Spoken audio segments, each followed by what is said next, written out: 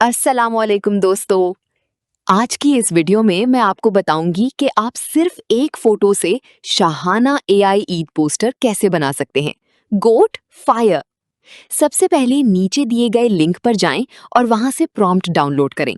www.dnnetwork.org। Website open होने के बाद प्रॉम्प्ट डाउनलोड बटन पर क्लिक करें और मुकम्मल प्रॉम्प्ट कॉपी कर लें। अब अपनी एक अच्छी सी तस्वीर मुंतखब करें। फिर चैट जीपीटी ओपन करें और अपनी तस्वीर अपलोड करें। उसके बाद जो प्रॉम्प्ट आपने वेबसाइट से कॉपी किया था वो चैट जीपीटी में पेस्ट कर दें। अब यहाँ आप अपना नाम भी लिख सकते हैं ताकि पोस्टर पर आपका नाम आए। मिसाल के तौर पर एड नेम हारिस खान। उसके बाद सेंड बटन पर क्लिक करें। सिर्फ चंद सेकंड में आपका ultra cinematic luxury Eid poster तैयार हो जाएगा। ओ माय गॉड, इतना खूबसूरत! अब आप इस पोस्टर को डाउनलोड करें और व्हाट्सएप, फेसबुक, इंस्टाग्राम और टिकटॉक पर शेयर करें। अगर आपको ऐसी मजीद एआई ट्यूटोरियल्स चाहिए तो हमारी वेबसाइट विजिट करें और चैनल को जरूर सब्सक्राइब करें।